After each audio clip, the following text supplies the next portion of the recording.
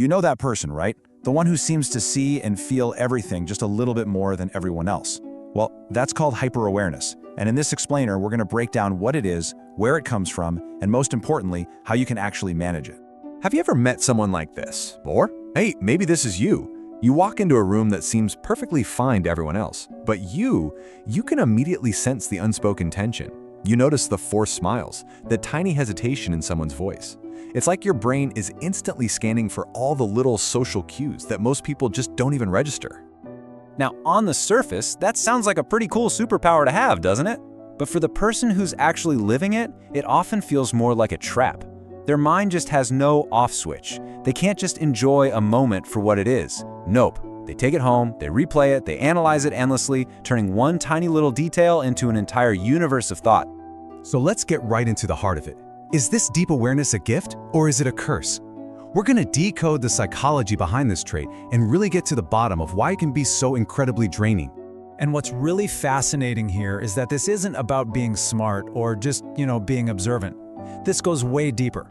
It's about seeing the subtext in literally everything. The fake energy behind a compliment, the way someone avoids eye contact.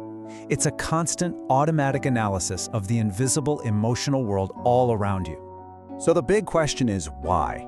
Why do some people develop this incredibly intense awareness? Well, understanding where it comes from is so important because it helps get rid of that self-blame that so often tags along. And psychology really points to two main paths here. So this awareness can be something you're just born with, an inborn sensitivity in your nervous system. Or it can be a learned survival skill, something that you developed over time to navigate a kind of unpredictable environment. Let's take a look at both. First up is what scientists call sensory processing sensitivity. People with this trait are often called highly sensitive persons, or HSPs. And for them, right from birth, their nervous system is like an ultra-fine filter. It processes the world in this stunning, but sometimes really overwhelming high resolution. The second origin is something called hypervigilance, and this is a learned response, often starting in childhood. Just imagine a kid who has to become a human radar station to predict a parent's mood. They learn the sound of the car in the driveway to know if dad's been drinking, or the sound of a cabinet slamming to gauge mom's anger. Their brain's danger alarm is just always on. So what happens when that shield of awareness, which was once so protective, gets carried into adult life? How does it actually show up? We're going to break down 5 major signs that really reveal the true burden of seeing and feeling too much. We'll look at what it's like to live in constant analysis mode, to have this intense self-awareness, to lose your trust in relationships, to have an empathy that just absorbs everything, and finally, how all of this anxiety gets kind of locked into your body.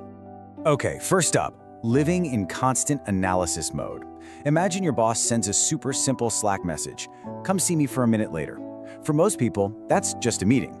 But for the hyper-aware person, it's this instant wave of tension as they analyze the wording, the timing, the punctuation. Was that period a little cold? Their mind is always running this hidden marathon in the background. And that brings us to hyper-self-awareness. It's like their mind has a camera pointed at itself 24/7. They don't just feel an emotion, they monitor it, analyze it, and judge it. Even a moment of pure joy gets dissected. Did I laugh too loud? Did that sound fake? It's like trying to dance while you're staring at your own reflection to critique your posture. You just can't get into the flow. And all of this constant analysis inevitably leads to losing what you might call relational innocence.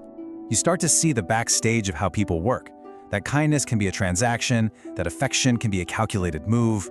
A compliment isn't just a compliment anymore, it's scanned for hidden motives, and pretty soon your trust in the surface of what people say just starts to fade.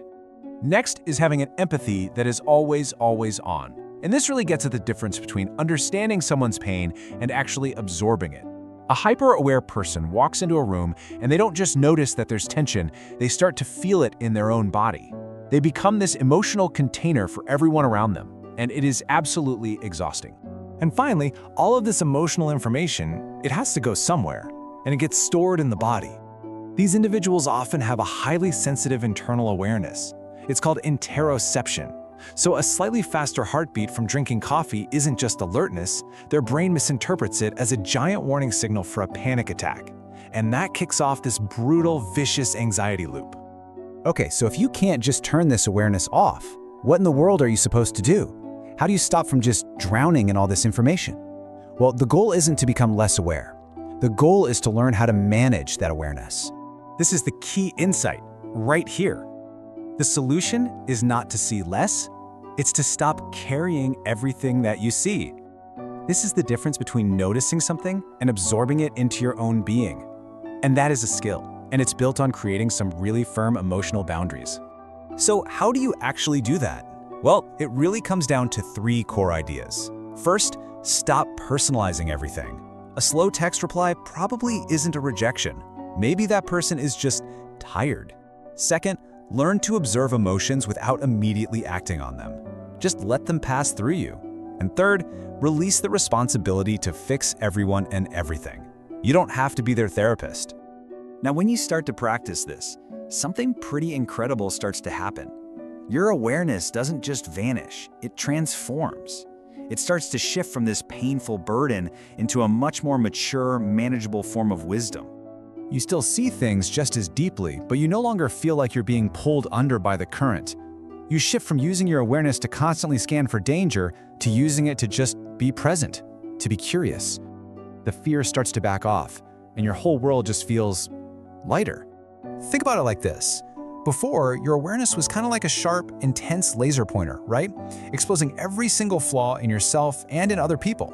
And that can feel really harsh and unforgiving. But as it matures, it transforms into something more like a warm candle. It's still bright enough to see and understand human nature, but it's also gentle enough to offer warmth and compassion, both to others and, crucially, to yourself. And look, if any of this feels familiar to you, please remember this. You are not broken. You are not too much.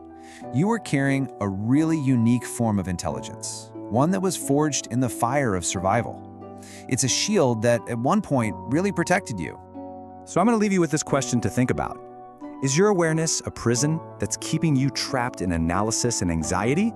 Or is it actually a gift, just waiting for your compassion and understanding to finally let it become your greatest wisdom?